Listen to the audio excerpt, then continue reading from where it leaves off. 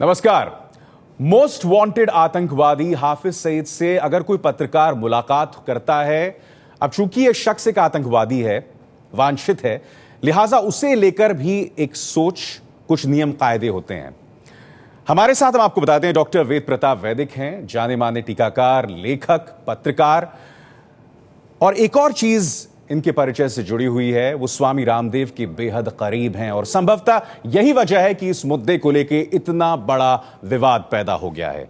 सब पूछ रहे हैं, कांग्रेस पूछ रही है कि आखिर डॉक्टर वैदिक क्यों मिले हाफिज सईद से, वो शख्स जो कि मोस्ट वांटेड है। हम आपको बता दें अब तक क्या हुआ, सिलसिलेवार तरीके से हम आपको बताते हैं। राज्यसभा में कांग्रेस ने इस पर जबरदस्त हंगामा किया, कार्रवाई 2 बार इस मुद्दे को लेकर स्थगित हो गई। किसके दूत बनकर मिले डॉक्टर वैदिक, कांग्रेस ये मांग कर रही है। जेटली ने कहा कि सरकार का कोई लेना देना नहीं है। जेटली ये भी कह रहे हैं कि हाफिज सईद एक आतंकवादी है। गृह मंत्री राजनाथ सिंह ने कहा मामले की कोई जानकारी नहीं। लाहौर में हुई थी डॉक्टर वैदिक और हाफिज सईद की मुलाकात। खुर्शीद मणिशंकर भी इसी दौरे में थे। डॉक्टर वेद प्रताप वैदिक बाद में रुक गए थे और जब वो रुके थे तो उस वक्त उनकी मुलाकात हुई थी। और जैसे कि आप जानते हैं कि इस मुलाकात की खबर खुद डॉक्टर वैदिक ने जाहिर की थी। तो हम आपको बता दें इस वक्त हमारे साथ डॉक्टर वैदिक मौजूद हैं। मगर इससे पहले कि हम इस इंटरव्यू का रुख करें, हम आपको बता दें कि आखिर हाफिज सईद खुद किन चीजों से जुड़ा हुआ है। भारत का मोस्ट वांटेड आतंकवादी तो है ही हाफिज सईद। इसके अलावा हम आपको यह भी बता दें कि हाफिज सईद पर मुंबई का मास्टरमाइंड माना जाता है, लश्कर तैयबा का संस्थापक माना जाता है, जमात उद दावा से जुड़ा हुआ है। अमेरिका ने उस पर $10 मिलियन का इनाम भी घोषित किया गया। अमेरिका के भी मोस्ट वांटेड की फहरिस्त में शुमार है हाफिज सईद। संसद पर हमला, मुंबई ट्रेन धमाका, मुंबई 26/11, और जैसे कि हम आपको बता रहे हैं कि 60 करोड़ का इनाम हाफिज सईद पर रखा गया है। तो डॉक्टर वैदिक, यह तो तय हो गया है कि आप भारत सरकार के दूत के तौर पर तो कम से कम नहीं मिले हाफिज सईद से, क्योंकि खुद वित्त मंत्री अरुण जेटली ने इस बात की जानकारी दी वहां पर। इस मुलाकात को फिर हम किस तरह से देखें? मेरे समझ में नहीं आ रहा है कि हमारे कुछ मित्र लोग ये बात क्यों कह रहे हैं कि मैं किसी के दूत के तौर पर मिला। कांग्रेस के मित्र जानते हैं, और यही मित्र लोग जो अभी संसद में खड़े हैं, नरसिंह राव जी के ज़माने में मुझे डेप्यूटी प्राइम मिनिस्टर बोला करते थे। और इनको मालूम है कि उस ज़माने में भी मैं पड़ोसी देशों के सारे राष्ट्रपतियों और प्रधानमंत्रियों से निजी तौर पर मिलता था। उनमें से कई मेरे घर भी आते थे। इनको ये भी मालूम है कि इसके बावजूद मैं कभी किसी प्रधानमंत्री का विशेष राजदूत बन के, स्पेशल एनवॉय बन के कहीं कभी नहीं गया। श्रीमती इंदिरा गांधी से भी मेरा सीधा संबंध था, लेकिन कभी मैंने उनका भी एनवॉय बनना पसंद नहीं किया। डॉक्टर वैदिक, ये हम सब तो जानते हैं, ये बात क्योंकि मैं भी आपको काफी अरसे से जानता हूं। मगर फर्क यहां ये है कि आपने भारत के मोस्ट वांटेड आतंकवादी से मुलाकात की। खुद रामदेव ने कुछ देर पहले एक बयान दिया है कि मुझे उम्मीद है कि डॉक्टर वैदिक ने उनका हृदय परिवर्तन किया होगा। मुझे अटपटा लगा ये बयान। आपने उनका हृदय परिवर्तन किया, ऐसी कोशिश की आपने? ये तो मेरे लिए जांचना मुश्किल है। ये बात तो आप हाफिज सईद से पूछें, किसी पाकिस्तानी पत्रकार से कहें कि वो हाफिज सईद से इंटरव्यू करके पूछें कि डॉक्टर वैदिक के साथ 1 घंटा रहने का आपके मन पर असर क्या हुआ। नहीं, मगर क्या हाफिज सईद का हृदय परिवर्तन करना चाहिए? मैं तो समझता हूँ कि हर किसी का हृदय परिवर्तन करना चाहिए। क्यों? ईसा मसीह को ईसा मसीह कहा ही इसलिए जाता है कि वो सिर्फ हृदय परिवर्तन की बात करते थे। भगवान बुद्ध क्यों हुए कि अंगुलीमाल जैसे निर्दयी क्रूर डाकू का उन्होंने हृदय परिवर्तन किया, जो लोगों के सिर काट लेता था और उनकी उंगलियों की माला बना के पहनता था। आपको लगता है कि आपकी आज ये बात सुन के डॉक्टर वैदिक, मुंबई हमलों में जो लोग मारे गए होंगे उनके अच्छा लग रहा होगा? आप एक ऐसे शख्स का हृदय परिवर्तन करने की बात डॉक्टर वैदिक कर रहे हैं। मैं उसका एक बयान आपको बताना चाहूंगा। सुनिए मेरा भारत के साथ उनका एक बयान सुन लीजिए कि भारत के साथ तब तक बातचीत नहीं हो सकती जब तक भारत एक है, भारत यूनिफाइड है।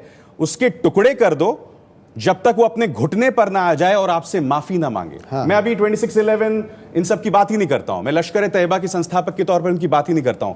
जिस शख्स में इतना जहर है, जो बार बार इस तरह के बयानात देता है, आप उनकी हृदय परिवर्तन की बात कर रहे हैं? नहीं, मैं किसी का हृदय परिवर्तन करने नहीं गया था।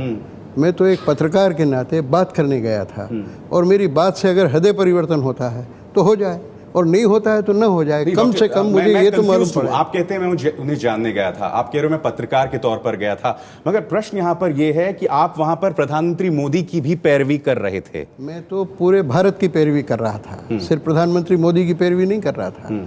मैं एक पत्रकार हूं, उसके अलावा विश्लेषक हूं, राजनीति का विशेषज्ञ हूं, अंतर्राष्ट्रीय राजनीति में मैंने पीएचडी किया है, और उन सारे देशों के लोग, पड़ोसी देशों के लोग मुझे जानते हैं। क्यों मेरा 10-10, 12-12 चैनल इंटरव्यू करते हैं? उन्होंने पूछा मुझसे भारत की राजनीति के बारे में, भारत के प्रधानमंत्री के बारे में, भारत के पूर्व प्रधानमंत्री के बारे में, सबके बारे में जो मेरी राय है। जैसे मैं यहाँ निष्पक्ष बात करता हूँ, वैसे वहाँ निष्पक्ष बात करता हूँ। मगर हृदय परिवर्तन, और आप ये सोचिए, नहीं, हृदय परिवर्तन तो आप कह रहे हैं, मैं कह रहा हूँ कि अगर हो गया हो तो हो गया हो, नहीं हो गया हो तो नहीं हुआ। आपने एक और बात कही है जिसका मैं आप ये ध्यान खींचना चाहूंगा। आपने हाफिज सईद से डायलॉग करने की बात की है। हाँ। आपने कहा कि आतंकवाद जो है वो एक तरह से एक समाधान नहीं है, इनसे डायलॉग किया जाना चाहिए। क्या हाफिज सईद से भारत डायलॉग करेगा? नहीं, भारत क्यों करेगा डायलॉग? भारत पत्रकार है क्या? हाँ। भारत एक देश है। हाँ। और एक देश के नाते उसको जो करना चाहिए, हाँ। एक सरकार के नाते एक सरकार को जो करना चाहिए वो करे। लेकिन मैं तो प्रधानमंत्री नहीं हूँ, मैं तो कोई राष्ट्रपति नहीं हूँ, मैं तो कोई राजदूत नहीं हूँ, मैं किसी का नौकर नहीं हूँ। मैं एक पत्रकार हूँ और एक सार्वभौम व्यक्ति हूँ। अपने आप पर मैं किसी को अपना बॉस नहीं मानता हूँ। किसी के आप ये नहीं मानते कि भारत को डायलॉग करना चाहिए इस शख्स से?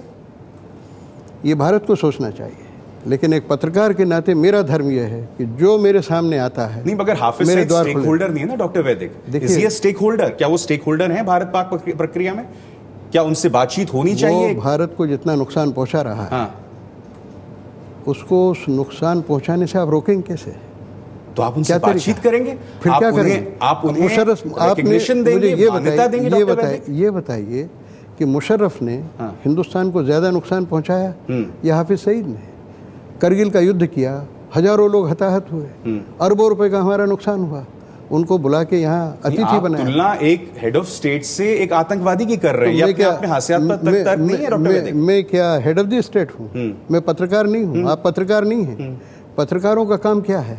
सबसे मिलना, सबके मोटिवेशंस को जानना, उसके लक्ष्यों को जानना, उसकी दिमागी प्रक्रिया को जानना।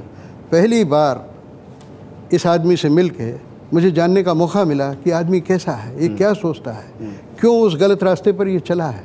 और आप इस बात को क्यों अप्रिशिएट नहीं करते कि मैंने अपनी जान दांव पे लगाई कि जहाँ इतने लोग बंदूक लिए, स्टेन गन लिए खड़े हुए हैं, मैं वहाँ पहुँच गया। मुझसे पाकिस्तानी जर्नलिस्ट ने कहा भी, मजाक में कहा कि देखिए आप जब जाएंगे, कोई ड्रोन अटैक हो गया, वो अमेरिकन की जद में हैं, कोई ड्रोन अटैक हो गया तो? मैंने कहा हो गया तो हो गया, अब 70 साल की उम्र है, अब मर भी गए तो क्या हुआ? बात तो करें, जाके मालूम तो करें कि हाफिज सईद आदमी कैसा है, उसका सोच कैसा है, वो भारत के बारे में क्या सोचता है। और आप देखिए कि घंटे सवा घंटे की उस बातचीत में इतनी बातें निकली हैं कि मैं नहीं समझता कि भारत के लोगों को और भारत के हमारी सरकार को वो सब बातें पता होंगी। जैसे मुझे यही नहीं मालूम था, और मेरे ख्याल से ज़्यादातर लोगों को देश में पता नहीं है कि ये रोपड़ के हैं। इनका परिवार, ये पूरा परिवार रोपड़। हमने कहा कि आप क्या बिहार के हैं? तो उनका आपने ऐसे क्यों गैस किया? मैंने कहा आपके तलफ़ुज़ से लगता है, आपके उच्चारण से लगता है। तो बोले मैं नहीं बिहार का हूँ, लेकिन रोपड़ का हूँ। मैंने कहा रोपड़ तो बिहार में नहीं है, रोपड़ के किसी गांव का हूँ। तो मैंने कहा वो या तो हरियाणा में होगा गांव या पंजाब में होगा। तो बोले हाँ, जब मेरी माँ गर्भवती हुई वहाँ से हम भागे 47 में, पार्टीशन के वक्त, और मार्च में मेरा जन्म हुआ। अच्छा। आप देखिए हिंदुस्तान से हमारा डॉक्टर वैदिक, मुझे एक बात बताइए, आप पत्रकार की हैसियत से मिले, क्या ये कहीं पर आपका ये साक्षात्कार कहीं छपने वाला है, नंबर एक, या आप क्योंकि लेखक भी रहे हैं, क्या ये किसी का हिस्सा होने वाला है? हाँ, क्यों नहीं। मैं इस पर पूरा एक विस्तार से शब्दशः जितना मैं याद कर सकता हूँ, मैंने टेप तो किया नहीं, नोट्स काफ़ी लिए मैंने, तो सारा शब्दशः लिखूंगा, इसमें छिपाने लायक कोई बात नहीं। और ये कोई बहुत पहले से आयोजित प्रायोजित बिल्कुल नहीं था। एक टेलीविज़न चैनल ने मुझे एक या कई टेलीविज़न चैनल्स ने 1 जुलाई को मुझे इंटरव्यू किया। उसमें कई प्रश्न उठे जिन पर मेरी बात पर थोड़ा विवाद हुआ, उनका कश्मीर के सवाल पर, आतंकवाद के सवाल पर, और उनका आपका रवैया बहुत सख्त है आतंकवाद के सवाल पर, कश्मीर के सवाल पर। क्या आपने हाफिज़ सईद से कभी मुलाकात की? मैंने कहा कभी अवसर नहीं हुआ। उनका मैं अभी बात कराता हूँ, अभी आपकी मुलाकात कराता हूँ, आपको कोई एतराज़ है मिलने से? मैंने कहा नहीं, मैं पत्रकार हूँ, अगर मैं मियाँ नवाज शरीफ से मिल सकता हूँ, मगर अगर जनरल मुशर्रफ से मिल सकता हूँ। आप रामदेव के बेहद करीबी भी हैं। नहीं, रामदेव का करीबी का रामदेव ये भी कह रहे हैं डॉक्टर वैदिक कि वो हृदय परिवर्तन राष्ट्रवादी हैं, हृदय परिवर्तन कराया होगा और यही वजह है कि विवाद का सबब बन गया है। रामदेव जी की अपनी राय है और मुझे आप रामदेव जी से जोड़ रहे हैं, इसका मतलब ये है कि मैं और लोगों से अलग हूँ। आप ये क्यों नहीं कहते कि मैं नरसिंह राव जी का दाहिना हाथ था? हाँ, आप ये क्यों नहीं कहते कि अटल बिहारी वाजपेयी मुझ पर? मगर आपने उस वक्त किसी आतंकवादी से इस तरह से मुलाकात नहीं की थी ना? क्यों नहीं की थी? क्यों नहीं की थी? सारे भारतीय हितों को टारगेट कर रहा था सब। आप क्या समझते हैं ये जो नेपाल के माओवादी हैं ये भारतीय हितों की सेवा कर रहे थे? उनसे मेरा संपर्क नहीं था। जो मुजाहिदीन थे, जो राजीव गांधी को रोजगारी बकते थे, इंजीनियर हिकमत यार, उससे मैं पेशावर में जाके मिला हूँ और मेरी मुलाकात के बाद उसने राजीव गांधी को गालियाँ देना बिल्कुल बंद कर दिया। इंदिरा गांधी जी वैसे चमत्कार की उम्मीद करें आपके मुलाकात के बाद? क्या वो भारत पे हमला करने छोड़ देगा? मेरा ये दावा करना जरूरत से बहुत ज्यादा होगा, लेकिन चमत्कार कई बार हुए हैं। ऐसा मगर इस चमत्कार के चक्कर में डॉक्टर वैदिक ऐसा तो नहीं कि आप उन्हें मान्यता एक तरह से मिलनी शुरू हो जाएगी? मैं आपको एक मिसाल देता हूं, क्योंकि आईएसआई की बाकायदा एक साजिश रही है हाफिज सईद को पाकिस्तान की मुख्य धारा में उतारना। आज की तारीख में उसको पाकिस्तानी मीडिया इस तरह से प्रस्तुत करता है जैसे कि वो कोई बहुत विश्लेषक है, टीकाकार है, जबकि उससे एक तरह से अलहदा रखना चाहिए था मुख्य धारा से ऐसे शख्स को। वो मुख्य धारा से कोशिश यहां तो नहीं कर रहे हैं। वो मुख्य धारा से बिल्कुल अलहदा है। उसके फॉलोअर्स कौन है? जो वहां अतिवादी हैं, जो भारत का अहित करना चाहते हैं, वो लोग फॉलोअर्स हैं। और आप देखिए कि बॉम्बे में जिन लोगों की हत्या हुई है उस ताज होटल के ऊपर हमले में, उनके प्रति मेरी गहरी सहानुभूति है। और ये बात, इस हिम्मत की आप तारीफ कीजिए कि मैंने जाके साफ साफ हाफिज सईद से बात की और हाफिज सईद ने जब मुझसे ये कहा, तो कन्वे कर रहे हैं ना कि हाफिज सईद जो है वो अब भारत को बताएगा कि प्रधानमंत्री मोदी का स्वागत है पाकिस्तान में। हाँ, मतलब ये इससे ज्यादा हास्यास्पद बात अब क्या हाफिज सईद हमें बताएगा कि प्रधानमंत्री मोदी का स्वागत है पाकिस्तान में? वो क्यों मोदी आ सकते हैं? वो क्यों बताएगा? हाँ। मैंने उससे पूछा कि आप मोदी को इतना खतरनाक मानते हैं, लेकिन उसने मुझसे पूछा कि मोदी खतरनाक नहीं है। मैंने कहा आप मुझे एक बात बताइए कि 67-68 साल के इतिहास में क्या हमारे किसी शुभ अवसर पर किसी पाकिस्तानी प्रधानमंत्री को बुलाया गया है? पहली बार मोदी ने हिम्मत की है कि नवाज शरीफ को हमारे यहाँ बुलाया और पड़ोसी देशों के सारे प्रधानमंत्रियों को बुलाया। तो बोले ये तो उसने बुला के अपमान किया। मैंने कहा अपमान कैसे किया? बोले उस आपकी विदेश सचिव ने वो क्या सेक्रेटरी खारिजा ने वो 5 मांगों का कोई दस्तावेज मुंह पे मार दिया और कहा कि नरेंद्र मोदी ने ये उनको हिदायतें दी और ये करने के लिए कहा।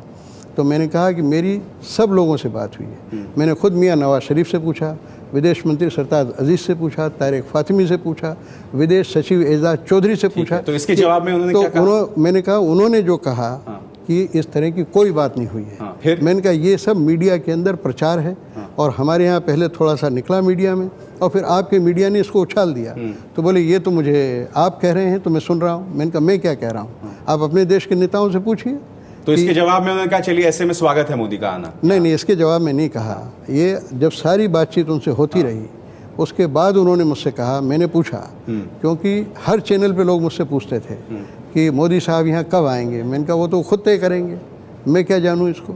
तो मैंने कहा कि क्या मोदी साहब यहाँ आएंगे तो आप लोग उनके खिलाफ मुजाहिरे करेंगे, जलसे करेंगे, जैसे कि अटल बिहारी वाजपेयी जी गए थे तो काजी हुसैन अहमद ने जमात इस्लामी के मीनार पाकिस्तान को धोया था कि इस मीनार पाकिस्तान पे वहाँ अटल जी के पाँव क्यों पड़े।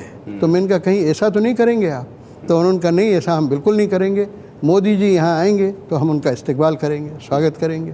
और दूसरी बात, जो शुरू में तनाव का वातावरण था, बातचीत में थोड़ी सी रुखाई थी, वो मैंने देखा कि आखिरी में जब मैं वहाँ से चलने लगा तो हाफिज सईद मुझे छोड़ने के लिए बाहर आया। हाँ, वो आपने बताया था कि आपका कार का दरवाजा, मगर बुनियादी तौर पर चलिए आप पत्रकार की तरह मिले, एक लेखक के तौर पर उनसे मिले, आप उन्हें जानना चाहते थे, मगर अब जबकि इतना विवाद इतना बढ़ गया है, आपको नहीं लगता कि आप उन्हें आखिर किस हैसियत से, आखिर हाफिज सईद की पाकिस्तान सरकार के अंदर क्या हैसियत है कि हमें उन्हें एक तरह से भारत की मुख्यधारा डिस्कोर्स में ढकेल रहे हैं? नहीं, आप देखिए कि आप पत्रकार रहे हैं, मुझे भी 55 साल हो गए हैं पत्रकारिता करते हुए।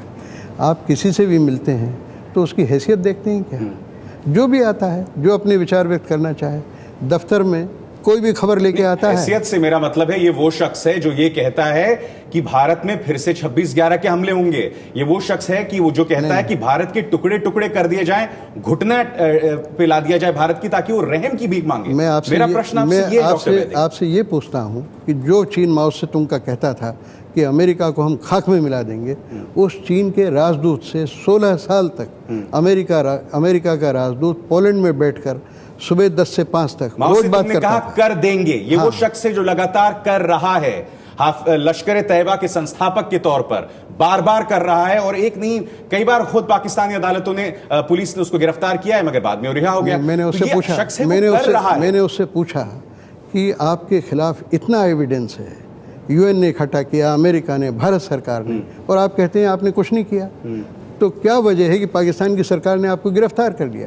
तो बोले पाकिस्तान की सरकार जो आसिफ जरदारी की सरकार थी, उसके गृह मंत्री रहमान मलिक मेरे पर्सनली खिलाफ थे, उन्होंने मुझे गिरफ्तार कर लिया, और इसलिए कर लिया कि अमेरिका से रुपए लेना थे, अमेरिका से डॉलर लेना थे उनको, इसलिए उन्होंने मुझे उनको संतुष्ट करने के लिए गिरफ्तार कर लिया। तो मैंने कहा कि देखो भाई, एक बात मानता हूँ, कोर्ट के करने वरने से अल्टीमेट चीज़ें तय नहीं होती है, अल्टीमेट चीज़ें अल्लाह के कानून से तय होती हैं, अपने अंतःकरण से तय होती है। मैंने कहा आप अपने अंतःकरण को टटोलिए कि जो बेकसूर लोग मारे गए हैं, हमारी संसद के समय कई 5-6 लोग हमारे मारे गए, वहाँ 200 आदमी हमारे बम्बई में मारे गए, और जगह जगह मारे जाते हैं, उनकी आत्माएं, उनके परिवार वाले आपके लिए क्या कहेंगे? आप यहाँ तो जेल से बच जाएंगे, पाकिस्तान में रहते हैं, पाकिस्तान की अदालतें। हाँ, तो उस पर जब मैंने कहा कि मैं तो एक ऊंचे कानून को मानता हूँ, नैतिक कानून को, और आपको चाहिए कि आप बहादुर आदमी हो तो कहें कि ये गुनाह मैंने किया और इसकी सज़ा मुझे मिलनी चाहिए, और अगर उतनी बहादुरी नहीं है तो लोगों से माफ़ी मांगी। लोग अगर माफ़ कर सके तो माफ़ कर दें। स्वीकार करते हैं कि इस शख्स को जलसा करने की इजाज़त मिलनी चाहिए भारत में? आप बताइए क्या करना चाहिए, देना चाहिए इजाज़त? नहीं, आपके जरिए ये बात सामने उभर कर, आप बताइए आपकी क्या राय है? नहीं, अगर मैं पत्रकार होता, मुझे इंटरव्यू में बात कही होती तो कम से कम मैं इसे सार्वजनिक नहीं करता, क्योंकि मेरे हिसाब से कोरी बकवास है। तो आप क्या समझते, मैंने क्या कहा कि हाँ आप आ जाइए, आप मेरे मेहमान हो गए। वो सार्वजनिक तो हुई डॉक्टर वैदिक, तो मैं कह तो रहा हूँ कि उसने कहा कि मैं आना चाहता हूँ, मैंने कहा कि आप पहले तैयारी कीजिए, हमारी सरकार आपको गिरफ्तार करेगी, आएंगे कैसे? ऐसे आपको यहाँ के नेता थोड़ी हैं कि आप वहाँ आ जाएं और तकरीर कर दें। मियाँ नवाज शरीफ को मैंने कई बार कहा, जब वो जेड्डा में रहते थे तब भी मैंने उनसे फ़ोन पे कई बार कहा कि आप हमारे मुल्क में आइए, हमारे नेताओं के साथ डायलॉग कीजिए, बात कीजिए, लोगों से मिलिए, तो दोनों देशों के रिश्ते ठीक सुधरेंगे। और बेनज़ीर भुट्टो भी जब यहाँ आई हैं, लंबी मुलाकातें उनके साथ मेरी हुई हैं। और बेनज़ीर भुट्टो जब दुबई में रहती थी और मैं कई बार दुबई से होते हुए जाता था, वो मुझे लेने के लिए आती थी, उनसे मेरी बहुत बात होती थी। और मैं आपको सच कहता हूँ कि पड़ोसी देशों के नेताओं के साथ मेरा संबंध इतना मधुर है कि खुल के बात होती है, मुझसे कोई बात छुपाते नहीं है। और मैं भी कोशिश ये करता हूँ कि उनको जो भी सलाह दूँ वो ईमानदारी से दूँ, वो पूरे दक्षिण एशिया के हित में हो ऐसी दूँ। भारत का हित तो ध्यान रखना मेरा काम है ही, लेकिन मैं ये भी देखता हूँ कि दक्षिण एशिया की पूरी जो हमारी 1.5 अरब से ज़्यादा की जनता है, कोई काम ऐसा ना करे कोई प्रधानमंत्री कि जिससे उनको नुकसान हो। इसीलिए मैं पीपल्स सार की बात, आपने ये बात की क्योंकि हाफिज सईद ने आपके साथ इस बातचीत में ये भी कहा कि प्रधानमंत्री मोदी दक्षिण एशिया के लिए खतरा है जी। हाँ, जिसके जवाब में आपने कहा नहीं ऐसा नहीं है। आप ये बताइए कि मुझे ये कहना चाहिए था कि हाँ खतरा है, मुझे क्या कहना चाहिए था आप बताइए? पत्रकार के नाते मैं क्या चुप रहता है?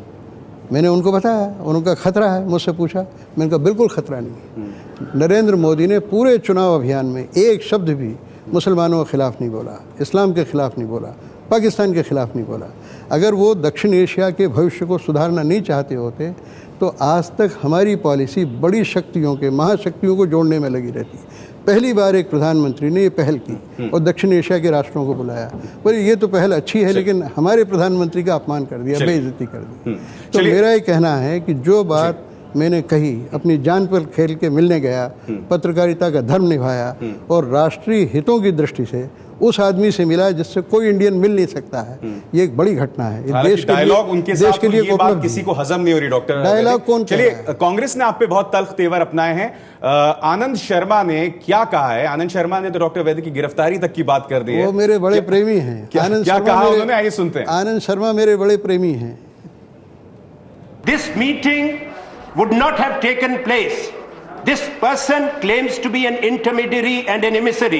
I'm happy that the leader of the house has denied that. Well, let that. Sir, we have been in government. Such meetings cannot take place unless and until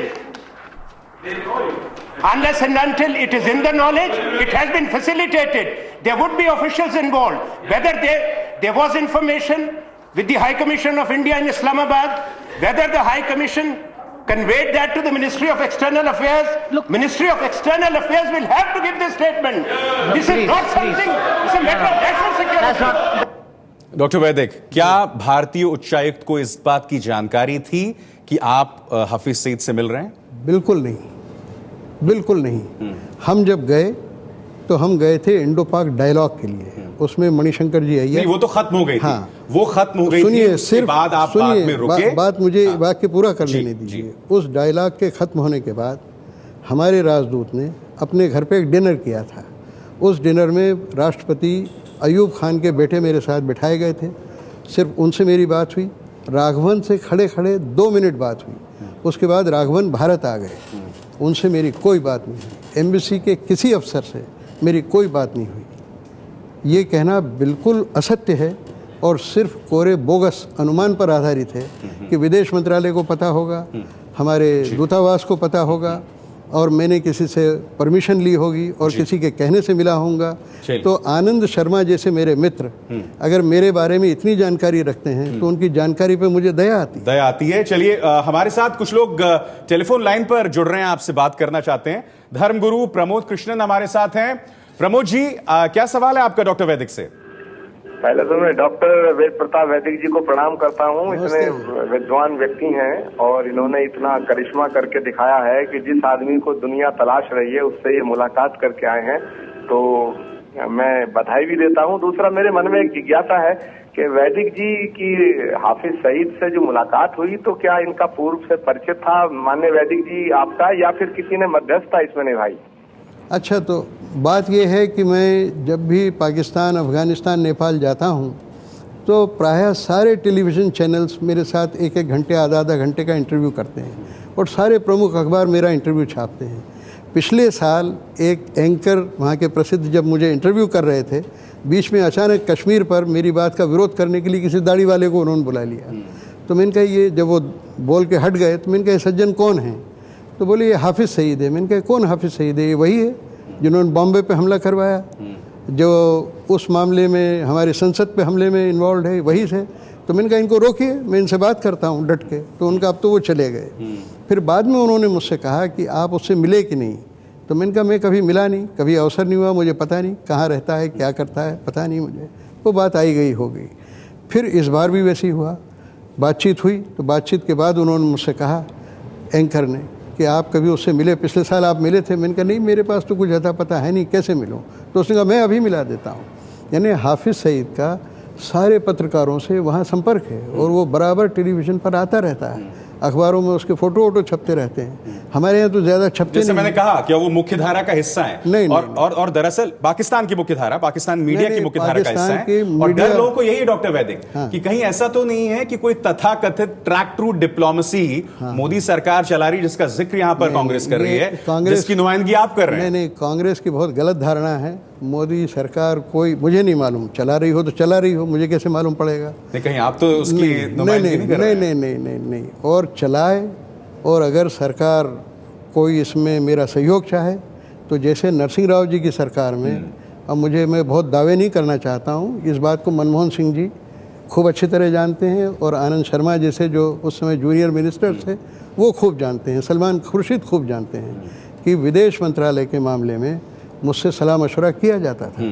अभी भी ये सरकार मुझसे कोई मदद चाहेगी तो मैं दिल खोल के मदद करूंगा। मेरे लिए भाजपाई और कांग्रेसी में कोई फ़र्क नहीं है। जो देश का काम करना चाहे मैं करूंगा। मैंने क्यों जाके 1988 में राजीव गांधी के खिलाफ जो मुजाहिदीन वहाँ बकवास करते थे और राजीव गांधी की हत्या करने की बात करते थे, मैंने जाके उनसे सीधी बात की। उनमें से एक दो लोग काबुल यूनिवर्सिटी में मेरे साथ 45 साल पहले पढ़ते थे जी, जैसे कि हिकमत यार, उसने मुझे पहचाना और फिर मुझे सलाम किया और वो बहुत नरम पड़ गया उसके बाद। तो मेरे लिए कोई कांग्रेस भाजपा में फ़र्क नहीं है। जो भी हमारे देश की सरकार है वो जनता के द्वारा चुनी। कांग्रेस भाजपा का फ़र्क नहीं है, मगर कुछ लोग ये कह रहे हैं कि अगर आपकी जगह किसी कांग्रेस से करीबी नेता ने मुलाकात की होती या जानकार ने मुलाकात की होती, और अगर इस वक्त यूपीए सरकार होती, यानी कि यूपीए सरकार के कार्यकाल के दौरान अगर ऐसी ही मुलाकात कांग्रेस से जुड़े किसी नेता ने मुलाकात की होती, तो इतना जबरदस्त बवाल उसमें मचा दिया गया होता कि लगभग उसे सांकेतिक तौर पर चौराहे पे लोग लटका देते। पर मैं तो न तो भाजपा का कभी सदस्य रहा, मगर आप रामदेव से करीबी माने जाते हैं। अरे रामदेव से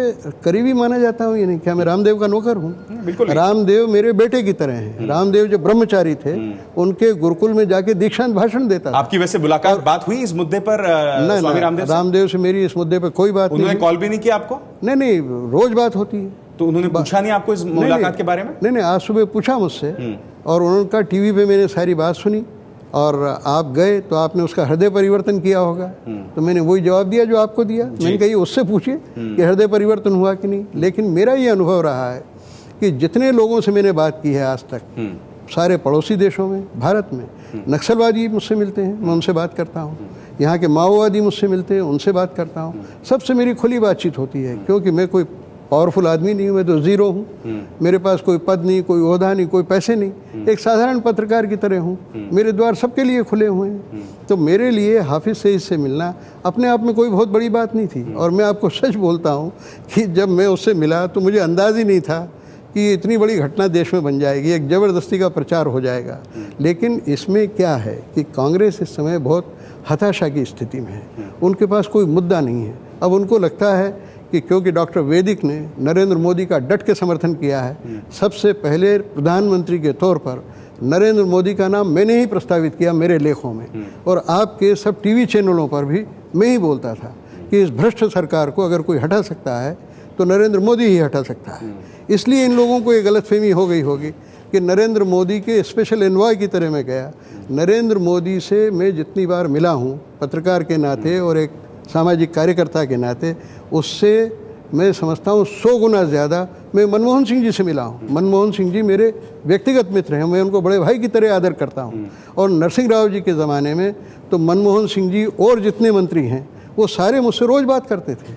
और मैं आपको ये कहना नहीं चाहता हूँ, ये बात बड़ी वेंग्लोरियस लगेगी कि मुझसे उम्र में जो 10-10 साल बड़े हैं वो मुझे सर कहते थे। अब ये बात मैं कहना नहीं चाहता था, लेकिन ये मुद्दा आपने उठाया है कि कांग्रेसी राज्यसभा में हल्ला मचा रहे हैं, तो मैंने ये कह दिया कि जो मुझसे उम्र में 10 साल बड़े थे वो मुझे सर कहते थे नरसिंह राव जी के ज़माने में, कांग्रेसी लोग। और इंदिरा जी इतना मुझे खुद घर बुला के कहती थी कि बबरक कारमाल, प्रधानमंत्री बबरक कारमाल आपके दोस्त हैं, वो हमारे एम्बेसडर से 6 महीना हो गए, अपॉइंटमेंट ही नहीं दे रहे हैं, कि आप जाके उनसे कह सकते हैं। मैंने कहा क्यों नहीं कह सकता हूँ। मैं गया जनवरी 1981 में, बबरक कारमाल से मेरी 3.5 घंटे मुलाकात हुई पहली बार। जब मैं विद्यार्थी था, वहाँ रिसर्च स्कॉलर था अफगानिस्तान में। बबरक कारमाल कम्युनिस्ट पार्टी के नेता थे और कई बार वो अपनी पब्लिक मीटिंग्स में मुझे ले जाके मेरी तकरीर कराते थे और मैं वहाँ बोलता था कि मैं कम्युनिस्ट नहीं हूँ, लेकिन मार्क्स के सिद्धांत मुझे पसंद हैं। इसलिए आप ये देखिए कि मेरा किसी पार्टी से कोई सीधा संबंध नहीं है। इतने प्रधानमंत्रियों से मेरी दोस्ती रही, भारत के और बाहर के। आज तक किसी प्रधानमंत्री से मैंने अपने लिए पत्ता नहीं हिलवाया। मनमोहन सिंह जी वहाँ राज्यसभा में बैठे हैं, पूछ लीजिए। मनमोहन सिंह जी से मैंने कभी कुछ कहा कि मुझे गवर्नर बना दीजिए या मुझे राष्ट्रपति बना दीजिए, उपराष्ट्रपति बना दीजिए? कभी एक शब्द मैंने नहीं बोला। सच तो ये डॉक्टर वैदिक कि एक बहुत कम से कम आज के लिए एक बड़ा राजनीतिक बवाल पैदा हो गया है। डॉक्टर वैदिक ये बताइए कि जब आपने मुलाकात की हाफिज सईद से, तो वहां इंतजाम कैसा था? आप बता रहे थे कि वहां बंदूकधारी थे आसपास, तो किस तरह का इंतजाम था जब आप चलते हुए गए इसके मकान की तरफ, अंदर देखे, क्या देखा आपने वहां आसपास? वहाँ जब मैं नवाज शरीफ से मिला तो इतनी सिक्योरिटी मैंने नहीं देखी। 3 बैरियर थे। मोहल्ले के अंदर गया मैं, वहाँ कार हमारी दूर रोक दी गई। वहाँ से 2 मशीन गनधारी मेरे पास आए, तो मुझे लगा ये किस लिए आए मशीन गनधारी। खैर, अब मुझे मिलना था, मैं उतरा कार से, वो दोनों मेरे साथ साथ चलते रहे। मुझे एक घर के दालान में ले गए। वहाँ मैंने देखा कि वहाँ तो हुजूम है बंदूकधारियों का, कई लोग खड़े हैं और कई लोग बड़े दाढ़ी वाले और जैसी वेशभूषा वो लोग पहनते हैं पहन के, और मेरी तरफ बंदूक कर रखी। मैंने कहा इन लोगों को क्या हुआ है, मेरी तरफ बंदूक करने का क्या काम है, यहाँ मैं कोई लड़ने आया हूँ क्या। ठीक है, मैंने कहा कोई बात नहीं, अब आ तो गया ही हूँ। तो मैं अपना अंदर ले गए मुझे एक कमरे में। तो प्रायः पाकिस्तान के किसी जर्नलिस्ट के यहाँ जाइए, किसी नेता के यहाँ जाइए, ऐसे साज सज्जा वाले सुंदर कारपेट वगैरह लगे हुए बढ़िया फर्नीचर रहता है। वहाँ मैं गया तो एकदम बिल्कुल प्लास्टिक की कुर्सियाँ जो शादियों में गाँवों में लगा दी जाती हैं, वैसी कुर्सी लगी हुई थी। तो मुझे मन में लगा कि शायद मेरा अपमान करने के लिए ये है या इनकी व्यवस्था ही ऐसी होगी, लेकिन वहाँ बेहद सादगी थी। और मैं बैठ गया जाके। फिर उन्होंने खाने पीने का सामान रखा वहाँ। तो मैंने कहा आपने रोज़ा रखा है तो मैं खाऊंगा नहीं, ये मेरा नियम है कि मैं किसी रोज़ादार के घर जाता हूँ तो वहाँ कुछ खाता पीता नहीं। और वहाँ मैंने देखा कि एक बंदूक वाला वही मशीन गन लिए हुए अंदर घुसाया, वो कोने में कमरे में खड़ा हुआ था और वो भी बंदूक यूँ किए हुए। फिर मैंने थोड़ा, मेरा ध्यान उधर गया दूसरी तरफ, तो खिड़की काफ़ी बड़ी थी। वो मैं समझता हूँ 4 फुट की खिड़की होगी, उसमें सरिये लगे हुए थे और 2 मशीन गनधारी वहाँ मेरी तरफ उन्होंने बंदूक कर रखी थी। तो मेरे समझ में नहीं आ रहा था इस सब की जरूरत। तो जो बंदूकधारी थे वहाँ, आपको क्या आभास हुआ, ये क्या मुजाहिद थे या पाकिस्तानी सेना या पाकिस्तानी सुरक्षा बलों या पाकिस्तानी एस्टैब्लिशमेंट से जुड़े लोग थे? क्योंकि आईएसआई का ब्लू आइड बॉय माना जाता है हाफिज सईद को। मैंने उनको कोई, जहाँ तक मेरा ख्याल है, कोई ड्रेस पहने हुए तो नहीं देखा। वो तरह तरह की सलवार कमीज़ अलग अलग रंग की पहने हुए थे, ज़्यादातर सफ़ेद और ब्राउन रंग के कपड़े पहने हुए थे। तो मुझे नहीं लगता है कि वो फ़ौज के लोग होंगे या पुलिस के लोग होंगे, या हो सकता है कि पुलिस के लोग भी हों। रमज़ान के दिन हैं तो सुबह अपना वो जो सहरी करते हैं 3:30-4 बजे के आसपास, वो करके सो के उठे हों। मुझे नहीं मालूम कि कौन लोग थे, मैंने पूछा भी नहीं। बस वो थे बंदूकधारी होंगे, अपने को क्या लेना देना, अपने को, मैं वहाँ किसी को गोली मारने तो गया नहीं था या दंगल करने तो गया नहीं था, होंगे बंदूकधारी। लेकिन इतने बंदूकधारी देखकर मुझे बड़ा आश्चर्य हुआ कि ज़रूरत क्या है इतने लोगों की वहाँ रखने की। तो ये मैंने देखा वहाँ। और फिर मैंने ये भी देखा कि वहाँ जिस कमरे में मैं था कोई फ़ोटो नहीं, कुछ नहीं, एकदम सादा, एकदम बिल्कुल मुझे लग रहा था कि ये इस तरह का हो नहीं सकता है। जो अपने आप को इतना बड़ा नेता कहता हो, जिसके पास, जैसा आप भी जानते हैं, लोग कहते हैं अपने यहाँ के करोड़ों रुपए के फंड्स आते हों, जो इतने बड़े मदरसे चलाता हो, जिसकी इतनी फॉलोइंग हो, वो इस तरह से रहता हो। उनका पैसा तो सारा खुराफात में जाता है ना। तो करेंगे जो आतंकवादी हमले करवाते हैं वो उसने मुझसे, हाफिज सईद ने, नरेंद्र मोदी के बारे में बात होने लगी, सभी बात करते थे। यानी मैं इंस्टीट्यूट ऑफ स्ट्रेटेजिक स्टडीज़ में मेरा भाषण था, वहाँ भी नरेंद्र मोदी के बारे में जानकारी ज़्यादा नहीं है, लेकिन पर्सनल बातें लोग बहुत पूछते हैं कि उनकी माँ कहाँ रहती है, उनके भाई कहाँ रहते हैं, उन्होंने अपनी बीवी क्यों छोड़ दी। तो अब मैं ये कहूँ कि मुझे कुछ पता नहीं, ये तो मूर्खता की बात है। हिंदुस्तान के हर नागरिक को सब बातें पता है। तो मुझे जो कुछ स्पष्टीकरण देना होता था मैं खूब जम के देता था, सब बोलता था। लोग मुझसे मनमोहन सिंह जी के बारे में पूछते थे कि वो क्या करते हैं, तो मैं उनको बोलता था कि मेरे व्यक्तिगत मित्र हैं, मैं उनसे जल्दी मिलूंगा। लेकिन रामलीला मैदान में जो उन्होंने हमला किया है, उस दिन से हमारी उनकी कोई बात नहीं हुई है। वरना हफ्ते में 2 बार मनमोहन सिंह जी से मेरी बात होती थी, महीने में 1 आध बार उनसे मिलता था, और नरसिंह राव जी से तो दिन में 3 बार बात होती थी। सईद ने, हाफिज सईद ने क्या कहा आपसे जब ये तमाम मुद्दे हो रहे थे? बातचीत के साथ भी कुछ और एक समानांतर घटनाक्रम आसपास चल रहा था जिसका भी आप जिक्र कर रहे थे। हाफिज सईद से क्या किसी तरह का कोई पछतावा कहीं उसमें नजर आया आपको, उस शख्स में, उसके तेवर में ऐसा लगा? हाँ, क्योंकि जैसे मैंने कहा ना आपको, पाकिस्तान डिफेंस डे में शख्स ने कहा था कि मैं भारत पर फिर से हमला करवाऊंगा 26/11। इससे भी सख्त बातें कही भारत पे उसने, मेरे सामने आरोप भी लगाए। उन सब आरोपों को मैंने रद्द किया और मैंने उन पे कहा कि आप पे इतने ज़्यादा आरोप हैं भाई, आप इन आरोपों को क्यों नहीं ठीक करते हैं, इनके बारे में क्यों नहीं आप अपनी भगवान से, अल्लाह से आप दया मांगते हैं, लोगों से सज़ा मांगिए आप। तो क्या कहा उन्होंने? तो कहें मैंने किया ही नहीं है, तो मैं क्यों सज़ा मांगूँ इसके लिए, मैं क्यों लोगों से माफ़ी मांगूँ। ये शख्स तो शायद अपने आप को लश्कर तैयबा का प्रमुख भी नहीं मानता, अगर मैं गलत नहीं हूं। इस पर उन्होंने कुछ कहा? वो भी, उस पर मेरी बात नहीं हुई लश्कर तैयबा के बारे में, लेकिन उन्होंने अभी जो जमात दावा करता है वो, उसके बारे में उसने मुझसे कहा कि आप मेरे साथ चलिए, अपनी आंखों से देखिए कि मैं कितने मदरसों में गरीब बच्चों को पढ़ाता हूँ, कितने लोगों को खाना मुहैया कराता हूँ। वजीरिस्तान से जो शरणार्थी भाग रहे हैं, बोले भारत वो पाकिस्तान सरकार क्या कर रही है? अरे उससे ज़्यादा तो मैं काम कर रहा हूँ, मेरे सारे स्वयंसेवक। और यही वजह है कि उनके इतने ज़बरदस्त समर्थक भी वहाँ बन रहे हैं। मगर सवाल ये कि उसने इस बात का जिक्र किया डॉक्टर वैदिक कि उसका अपना बेटा तलहा जो है वो मुजफ्फराबाद में जो है बाकायदा आतंकवादी ट्रेनिंग कैंप्स का इंचार्ज है। उनके जो अपने साले हैं हफीज मक्की, वो मुरीदकी में टेररिस्ट कैंप्स के जिम्मेदार हैं। तो ये एक ऐसा शख्स है जिसका पूरा परिवार इसी धंधे में जुटा हुआ है, बिल्कुल आतंक के। उसको कैसे इस धंधे से आप बाहर निकालेंगे? मानो उसको फांसी पे लटका दिया आपने, लेकिन बाकी लोग और जोर से इस धंधे में लग जाएंगे। तो जो भगवान बुद्ध ने कहा है उस बात पे ध्यान दीजिए कि बेर से बेर नहीं कटता है, वैमनस्य से वैमनस्य नष्ट नहीं होता है।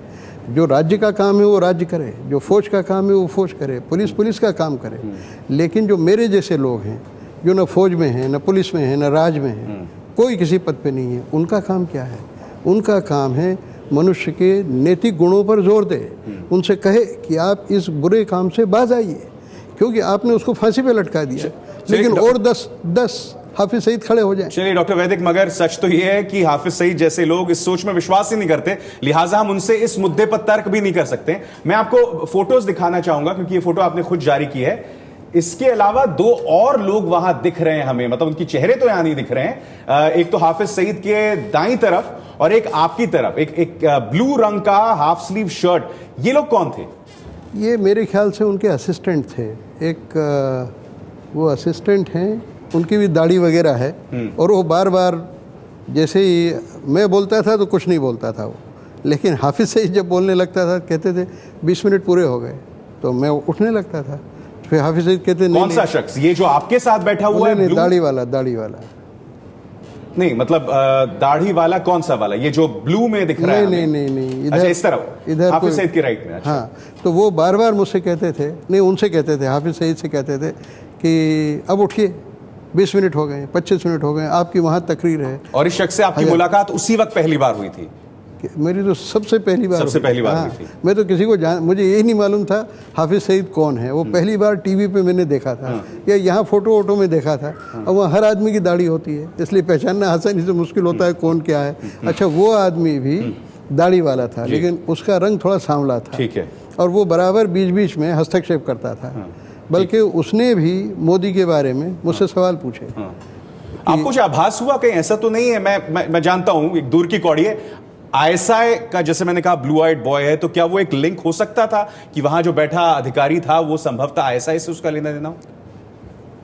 मेरे ख्याल से इतनी जल्दी कैसे अरेंज किया होगा उन्होंने? रात को तो मेरी बात हुई, सुबह 6 बजे गोद में बैठा हुआ है वो तो आईएसआई की गोद में बैठा है वो शख्स। नहीं, वो आदमी आईएसआई का हो भी सकता है। अरे भाई, ये खुद भी आईएसआई का हो सकता है, हाफिज सईद भी। चलिए, मैं आपको रोक रहा हूं क्योंकि हमारे साथ हिंदू महासभा के प्रमोद जोशी जुड़ रहे हैं। प्रमोद जी, आपका कोई सवाल डॉक्टर वैदिक से?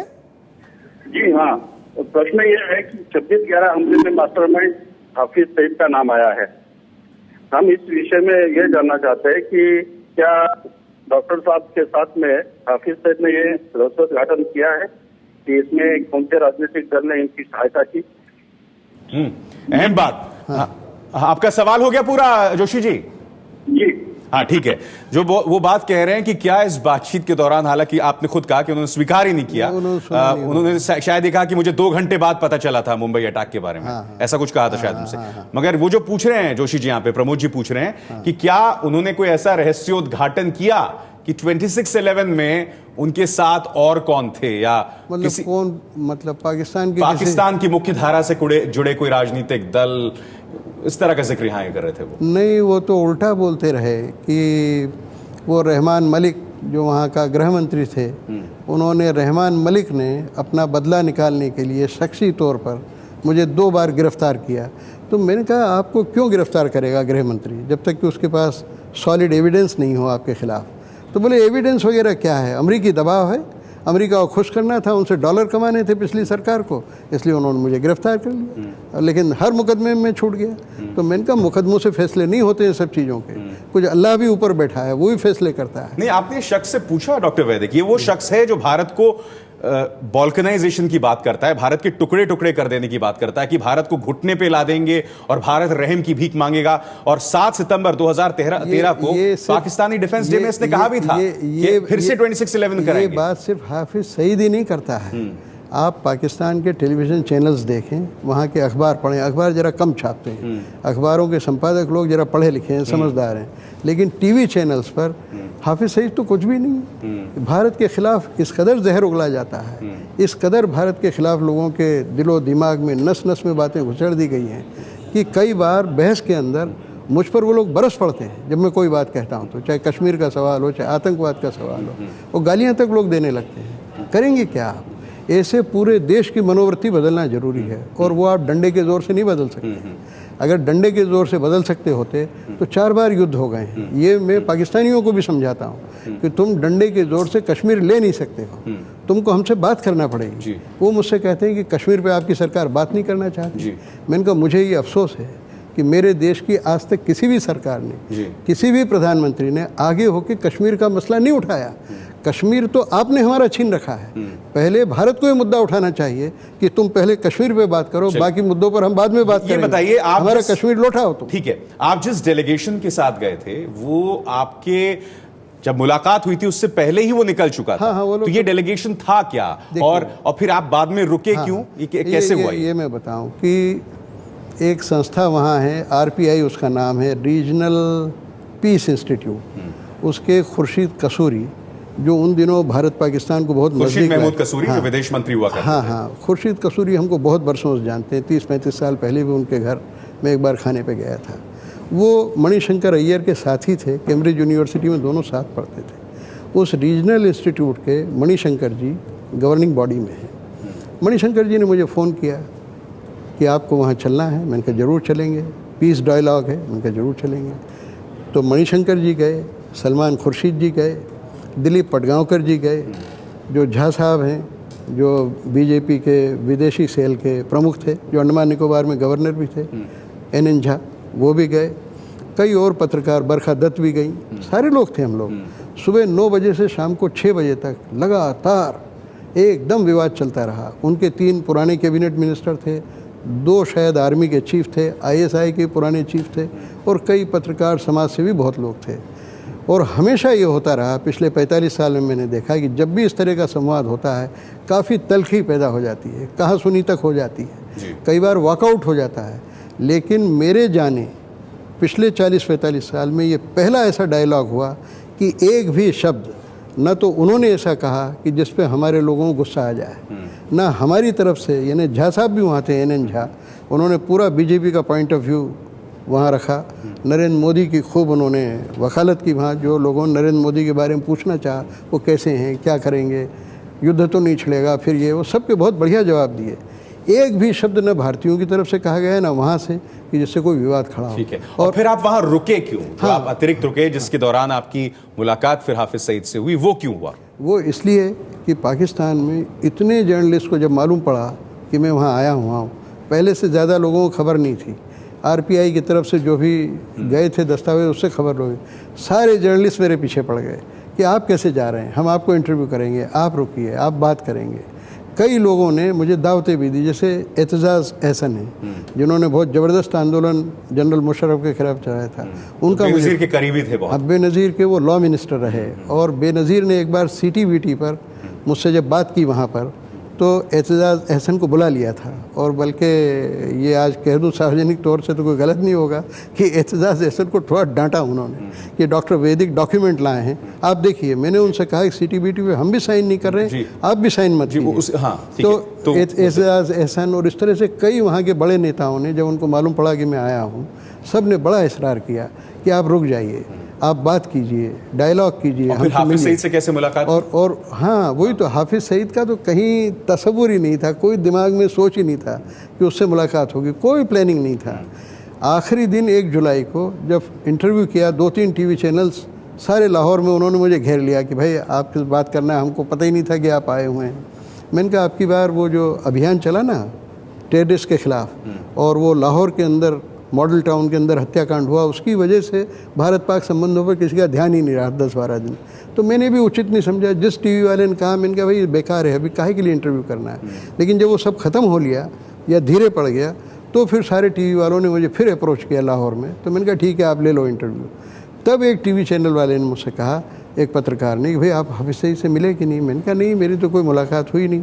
और कैसे मुलाकात हो उससे, वो तो मोस्ट वांटेड आदमी है, पता नहीं कहाँ छुपा होगा। बोले नहीं, मेरे चैनल पे आता रहता है, मैं आपसे अभी बात कराता हूँ। और वैसे फिर मुलाकात हो गई और फिर हो गई मुलाकात। मतलब कोई मैंने एम्बेसी से नहीं कहा, एम्बेसी से कोई बात ही नहीं हुई मेरी। और देखिए मैं आपको एक बात बताऊँ कि पाकिस्तान में जाता हूँ, मैं कई 10-20 बार जा चुका हूँ। एम्बेसी से बात करना, आप जिस एम्बेसडर को जानते भी हों, अब जैसे शिवशंकर मेनन वहाँ थे, उनको मैं पिछले शायद 40 साल से जानता हूँ।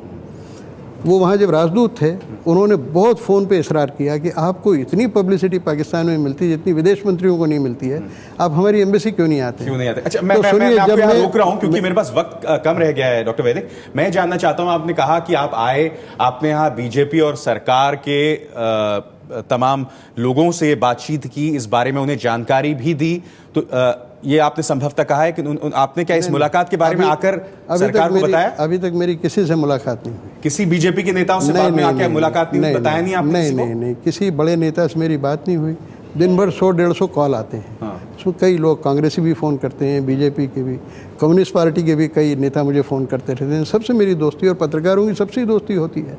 तो फ़ोन वोन पे बात हुई, लेकिन जैसे मेरी गृह मंत्री से कोई मुलाकात नहीं हुई, विदेश मंत्री से। जब से विवाद हुआ है उसके बाद से क्या सरकार की तरफ से आपको कोई कॉल आया है? एक भी कॉल नहीं आया। ये बड़े आश्चर्य की बात है। सरकार ने अब तक कॉल नहीं किया आपको? ये बड़े आश्चर्य की बात है। ये मुझे बहुत बड़ा आश्चर्य लगता है कि सरकार ने मुझे कोई कॉल नहीं किया। आप देश के मोस्ट वांटेड आदमी से मिलकर आए हैं और मोदी सरकार से आपको अब तक एक भी फोन कॉल नहीं आया? मैं लीस्ट वांटेड आदमी हूँ। मोस्ट वांटेड आदमी से लीस्ट वांटेड आदमी मिलके आया है। देखिए, ऑटोनॉमस होने का, आप पत्रकार हैं और मैं काफ़ी बड़ू हूँ आपके तुलना में। मैं आपसे कहता हूँ कि जो पत्रकार बिल्कुल इंडिपेंडेंट होगा और अपने आप को स्वायत्त समझेगा, ऑटोनॉमस समझेगा, उससे सारे लोग फासला रखते हैं। जब तक आप किसी के आगे दुम न हिलाएं, तब तक कोई आपको गांठता नहीं है। और मैंने आज तक दोस्ती रखी है सबसे। दुम हिलाऊ संबंध मेरा किसी से नहीं रहा। आपको नहीं लगता डॉक्टर वैदिक, चूंकि मैं जानता हूं आपको ये पसंद नहीं आया था जब मैंने आपसे कहा था, चूंकि आप रामदेव से करीबी हैं और रामदेव प्रधानमंत्री मोदी से करीबी हैं, संभवतः इसी वजह से आपको कॉल नहीं आया। आपकी जगह कोई और होता तो उसकी अब तक बाकायदा पूरी तफ्तीश की गई होती। मतलब क्या आपको नहीं लगता?